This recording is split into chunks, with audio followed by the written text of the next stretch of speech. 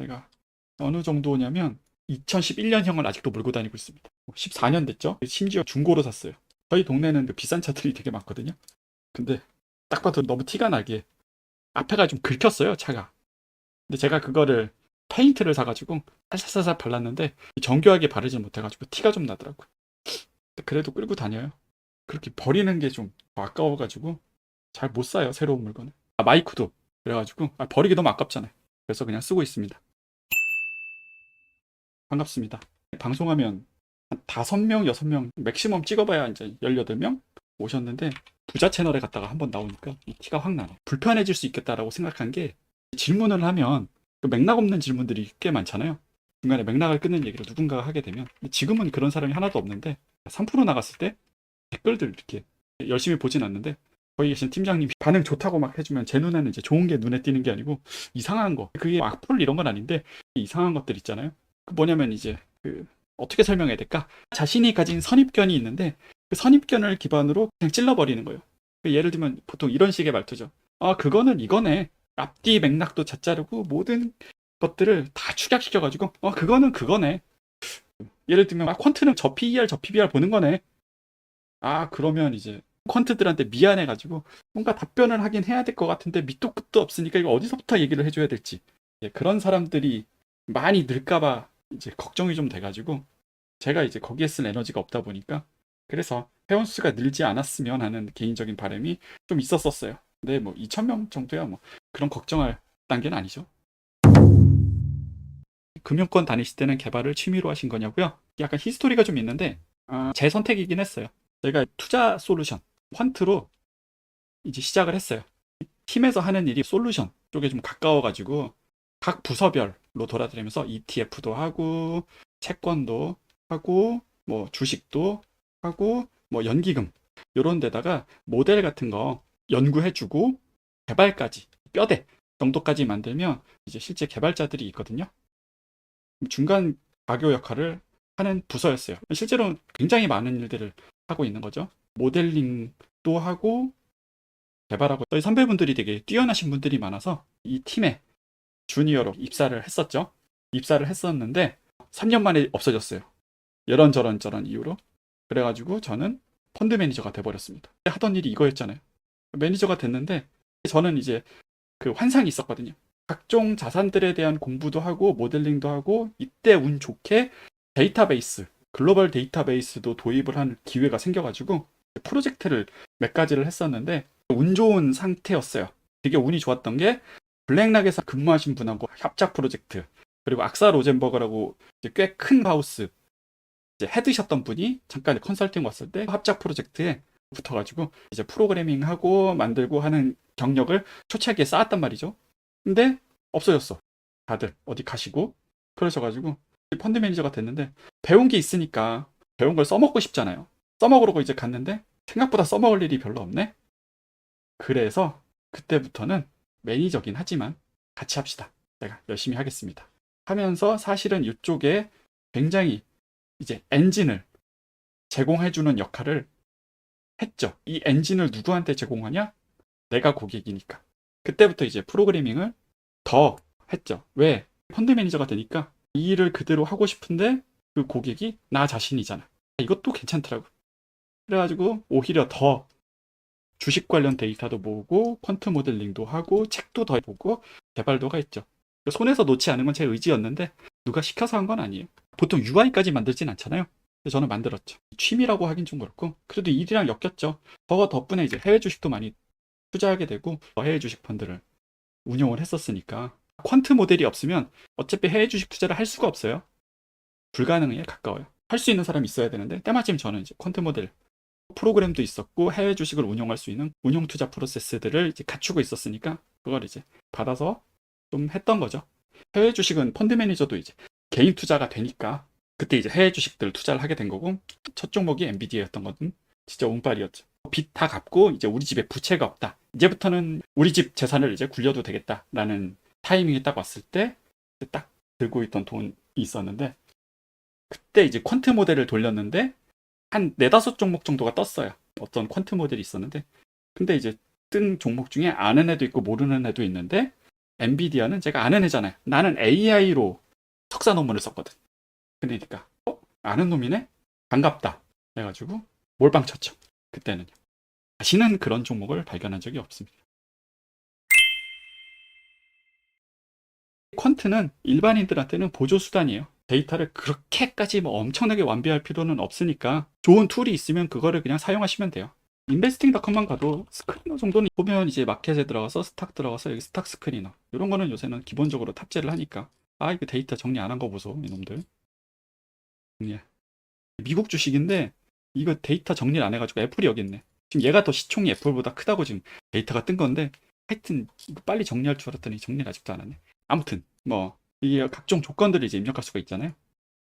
종목들이 뜬단 말이죠. 좋은 예시를 보여주려고 했더니 데이터를 이 모양으로 만들어 놔가지고 하여튼 이런 스크리너를 좀 잘 쓰면 좋을 것 같고요. 딴 데도 있을걸요? 아마 핀비지에도 있을걸요? 핀비지에도 보면 백테스트는 유료니까 스크리너 있잖아요. 스크리너 미국밖에 안 되긴 하지만 뭐 이런 거밖에 없네.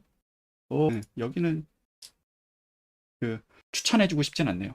여기 왜냐면 재무 관련된 게 별로 없어요. 이상한 사람들이 혹시나 오기 시작하면 저는 그냥 그만 끊고 그냥 하던 대로 굳이 토론을 해야 될 주제가 아니라고 생각해요. 특히나 투자 영역은 굳이 토론을 하지 않아야 되는 영역들이 훨씬은 많죠. 저는 코인을 가치평가를 할 줄 모릅니다. 주식적인 관점에서 가치평가를 할 수가 없죠. 부동산이랑 주식은 가치평가 방식이 같아요. 금이랑은 다르죠. 얘네는 가치평가 방식이 같아요. 근데 금, 은, 비트코인 요쪽 방식은 이제 전통적인 요 방식으로 할 수가 없는데 저는 요쪽에 특화돼 있으니까 요쪽을 잘 모른다. 네트워크 중요한 건 이 네트워크에 대한 밸류에이션을 해야 되거든요. 다분히 수치화하기 힘든 영역이잖아요. 이 네트워크가 되게 가치와 평가가 돼가지고 비트코인 가격이 있고 네트워크의 밸류가 내가 평가가 된다. 그러면 이게 고평가지 저평가지 나는 알 수 있죠. 나는 이거를 어떻게 평가할 거냐? 네트워크의 가치를. 그게 문제인데 저는 이거를 할 수 없다. 저는 이쪽이에요. 부동산, 주식. 자신있게 확답하는 사람들이 있다. 그건 그거지. 라는 사람이 있으면 인기는 얻을 수 있을지언정 결과는 그렇게 결과가 좋진 않을 겁니다. 세상에 확답할 수 있는 게 어디 있겠습니까? 특히나 투자의 세계에서는. 절대 그런 경우는 없습니다. 그냥 확률로 우리가 좀 덜 실패하려고. 이번엔 좀 실패할 수 있지만 그래도 성공하는 케이스가 좀 더 많고 그나마 성공할 때 좀 조금이라도 더 벌려고 하는 게 이 투자 방식이지. 네. 그냥 막 질러가지고 대박 나서는 거를 룰로 할 수 있다? 쉽지 않을 겁니다. 그렇게 그거를 쫓았다가는 그 결과가 좋은 사람 소수, 이제 안 좋은 결과가 될 사람 다수. 네. 그렇게 말씀드리고 싶어요. 밸류에이션 공부 해두면 인생에 도움이 됩니다. 기술적 분석은 투자할 때 꼭 필요한 영역이기도 합니다. 다만 기술적 분석에 대한 그 지식이 내 삶에 되게 좋은 영향을 끼치냐 그렇진 않은데 근데 밸류에이션 쪽은 도움이 돼요. 하다못해 집 살 때도 도움이 되거나 뭐 건물 투자하실 분들 있으면 나중에 그런 거 할 때도 도움이 되거든요. 금융공학에서도 부동산 학과 강의도 좀 들어봤었는데 생각보다 되게 비슷하더라고요. 투자론하고 부동산하고 이런 것들 기회가 되시면 밸류에이션 쪽은 얕은 밸류에이션부터 깊은 밸류에이션까지 아주 얕은 거라도 좀 해두시면 좋지 않을까 추천드립니다. 배워놓으면 나중에 잘 써먹을 수 있어요. 긴 시간을 투여하지 않아도 내가 망할 만한 회사를 피해 다닐 수가 있어요. 그렇게 살다 보면 언젠가 대박 종목 하나 정도는 걸리지 않겠습니까? 자신감하고 그 투자 수익률하고 그렇게 비례하지 않아요. 자신감은 내가 보기엔 투자에 있어서는 자신감은 그다지 없는 게 나을 수도 있어요. 자신감이 높다는 건 비중을 되게 위험한 쪽에 좀 더 베팅을 한다는 소리거든요. 근데 이쪽 투자는 알면 할수록 자신감이 줄어야 정상인데 네. 이런 얘기 해봐야 뭐 답답해하죠 사람들이. 그래서 제가 유튜브에서 투자와 쪽으로는 제가 유튜브를 잘 안 나가요. 3프로 나갔을 때도 그 투자가 아니고 AI 쪽이었어요. 전문가로 어디 제가 나가가지고 방송에서 나간 적이 한 번도 없습니다. 여러분들이니까 이 얘기를 들어주시니까 이 얘기를 하는 거지. 하겠습니까? 싫어요만 겁나 박히고 악플이 겁나 다니겠지.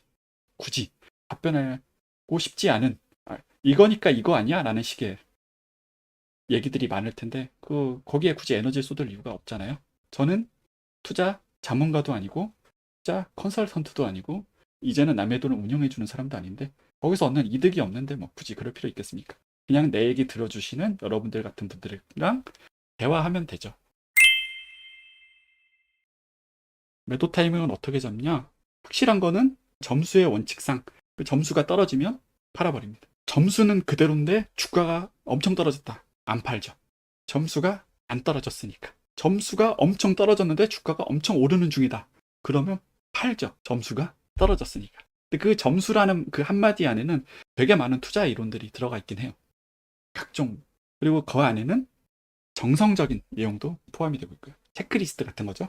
그런 것들을 넣으면서 투자를 하다 보니 큰 실패는 안 하고 고만고만하게 살고 있습니다. 사전에 방어할 수 있는 점수 체계는 저는 갖고 있지 않습니다. 다만 그럼에도 불구하고 먹고 사는 이유는 그런 상황이 오는 애들이 그래도 버는 애들보다는 숫자가 적으니까. 그래서 이제 그 점수치기가 유지가 되고 사용을 하는. 군대 갔다 오고 복학하면 4천만 원 정도 모을 수 있을 것 같아요. 어떤 식으로 관리하는 게 좋냐고요?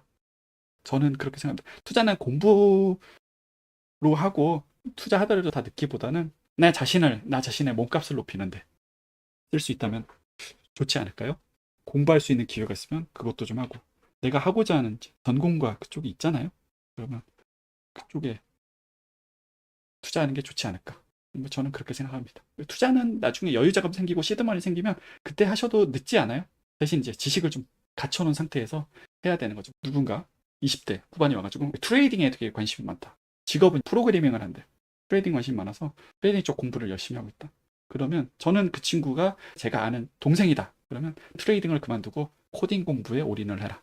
라고 말씀을 드립니다. 사람의 리소스는 한정이 돼 있어요. 시간이 됐든 에너지가 됐든 무한하지 않거든요. 그럼 뭐 하나를 그렇게 애를 쓴다는 건 다른 쪽 하나를 희생한다는 소리인데 젊을 때는 본업에 신경 쓰는 게 훨씬 이득입니다. 본업이라는 건 월급, 그리고 월급이라는 건 몸값이라는 건 샤프 레이시오 거의 무한대에 가까운 자산이에요. 모든 투자는 위험 대비 수익이 높은 곳에 에너지를 집중해야 돼요. 위험 대비 수익이 높은 것. 월급, 변동성 적죠. 고정 수입이죠. 그럼에도 불구하고 돈이 너무 좀 생겼어, 시드머니가. 그럼 그때 가서 이제 투자를 해서 더 샤프 레이시오는 좀 떨어지고 변동성은 크지만 수익은 조금 더 낼 수 있는 그쪽에 이제 실제 돈을 투여를 하는 거죠. 직업인으로서의 트레이더는 상관없고요. 그거는 직업이고 당연히 거기에 대한 공부를 해야 되는데 내가 본업이 있는데 트레이딩을 해야겠다. 그러면 저는 반대하죠. 차라리 트레이더가 되라. 그럴 거면 차라리. 여러분 고생하셨습니다. 제 마이크 테스트를 들어주시느라 고생하셨고 어제보다 텐션을 좀 높였더니 네, 전달이 좀 더 잘 된 것 같네요. 목소리가. 네, 와주셔서 감사드리고 앞으로도 마음에 드셨으면 계속 구독하시고 마음에 안 드셨으면 빨리 싫어요랑 구독 취소를 누르고 가시면 여러분의 피드가 굉장히 깨끗해지고 저와 논쟁할 일이 없어지니까 추천을 반드시 드립니다. 좋은 밤 되시고요. 네, 다음에도 또 뵙겠습니다. 감사합니다.